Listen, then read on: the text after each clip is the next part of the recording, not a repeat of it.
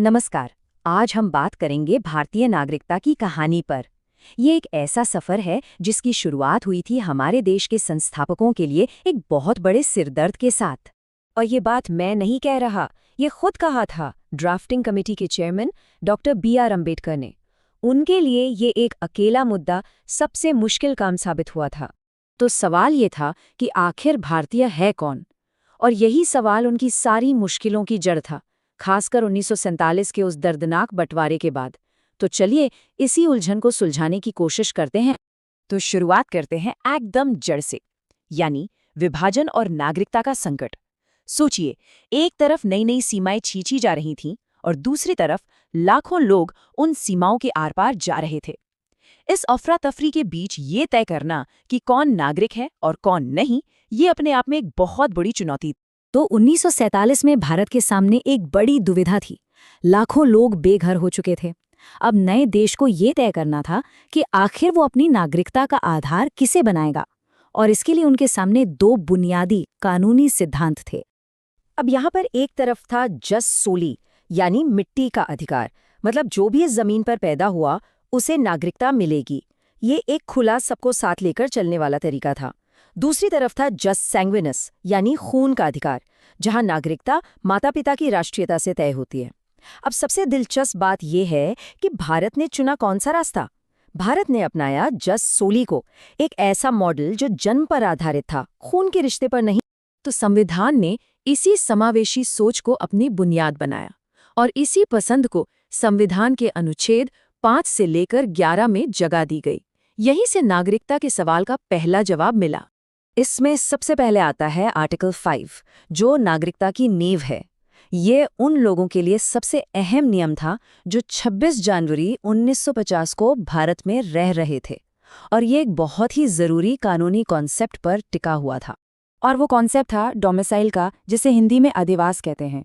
मतलब आप सिर्फ भारत में पैदा हुए हों इतना काफ़ी नहीं था। डोमिसाइल के लिए दो चीज़ें ज़रूरी थीं। एक तो आप यहाँ रह रहे हों, और दूसरा आपका इरादा यहीं पर हमेशा के लिए रहने का हो।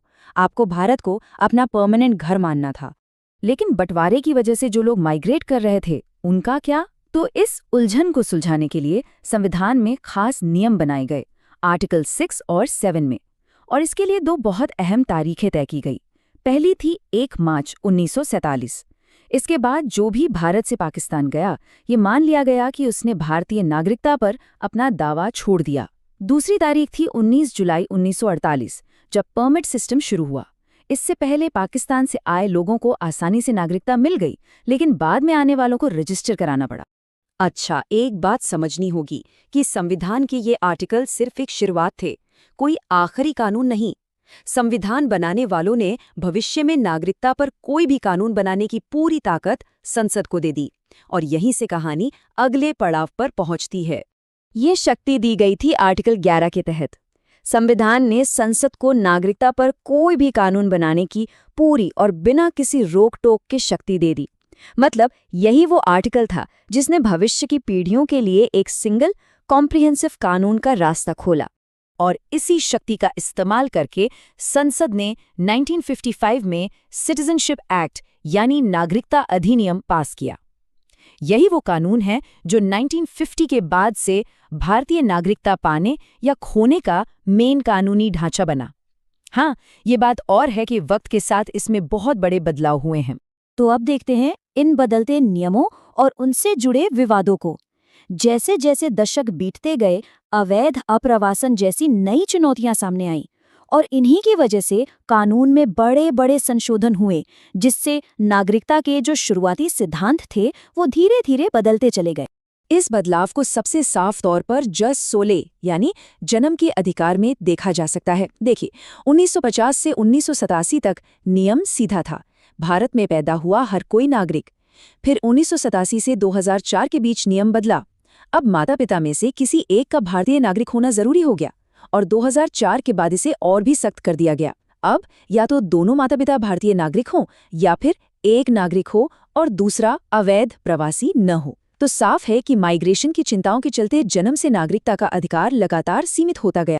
इसी कड़ी में एक और बड़ा बदलाव था सेक्शन 6A का जुड़ना।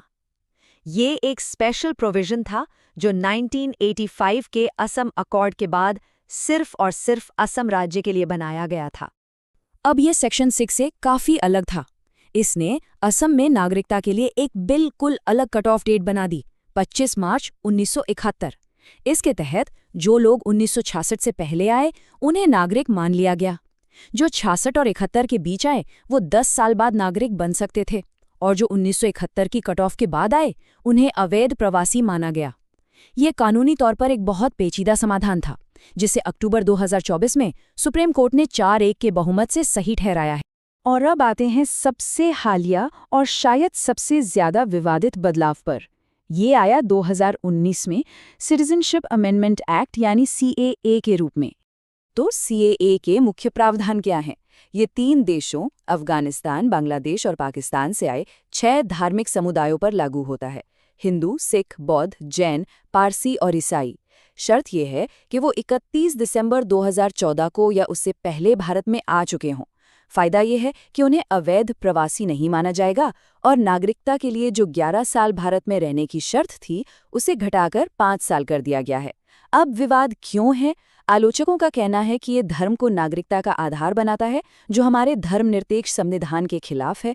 वहीं सरकार का कहना है कि ये प्रताड़ित अल्पसंख्यकों के लिए एक मानवीय कदम है, और ये बहस अभी भी सुप्रीम कोर्ट में चल रही है।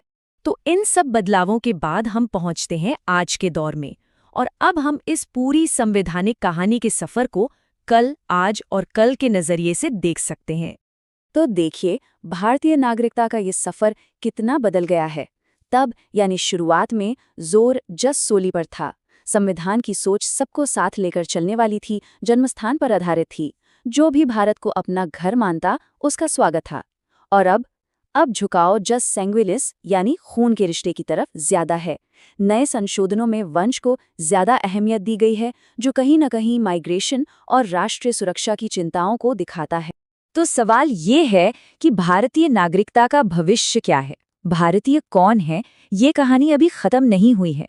ये एक लगातार बदलने वाला कॉन्सेप्ट है, जिसे हमारे देश की बदलती पहचान और नई नई चुनौतियां हमेशा एक नया आकार देती रहेंगी। और ये हमें सोचने पर मजबूर करता है कि आगे क्या होगा।